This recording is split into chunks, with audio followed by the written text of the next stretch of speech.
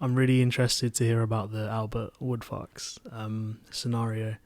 How did you even get in contact, and what was it about his story that sort of told you, I need his voice?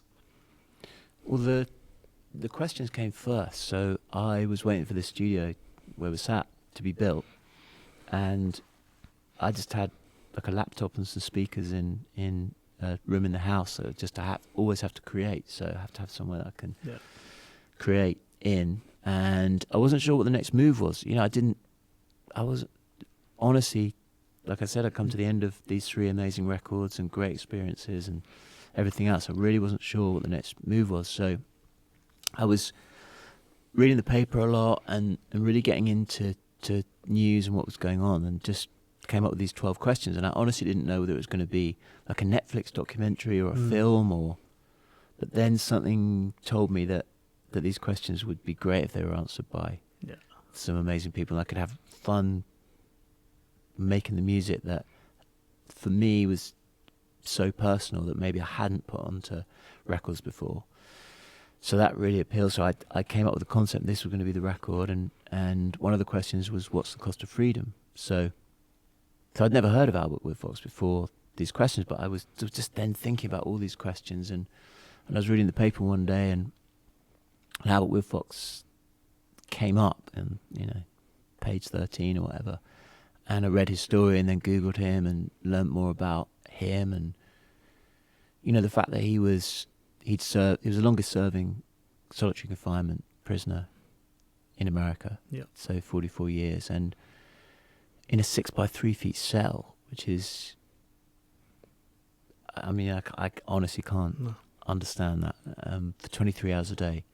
And that just that whole story. So we tried so many different ways to get in contact with him. I mean, it's not like you can just like DM him on Instagram or something. It's different to that. So contacting his publishers, because he released a book. Yeah.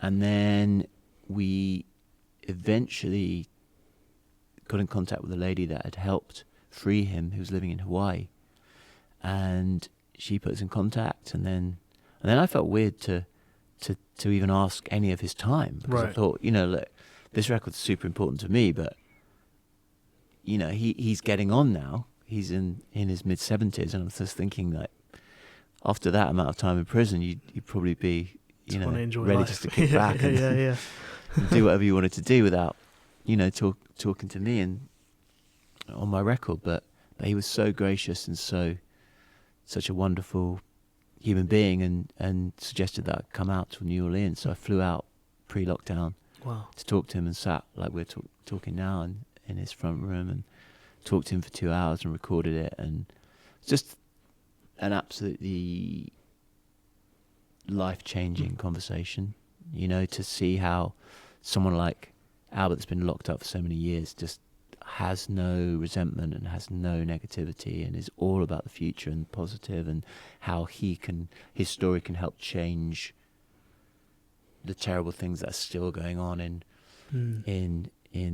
the judicial system in America, and how that can translate around the world, and just such a positive human being. And then it's really interesting then feeling that we're moving into, or at the time we were moving into the first lockdown, and how his words are so positive, in terms of being able to free yourself in your mind, even though you may be locked up in a cell 23 hours a day. He made the conscious decision to be free at, I think he said 44, 43. So essentially 30 years of solitary confinement where he felt free because he chose that. And I think that conscious decision to choose what you want to do is so empowering, because I think we can all be down about lockdown. And don't get me wrong, lockdown has obviously been incredibly challenging for so many people, and the frontline workers, key workers, but I think that if anyone can hear the album and take something away from what Albert's saying, it should be that there's hope, and that for someone like that to be able to speak so positively, it definitely puts things into perspective. That's incredible.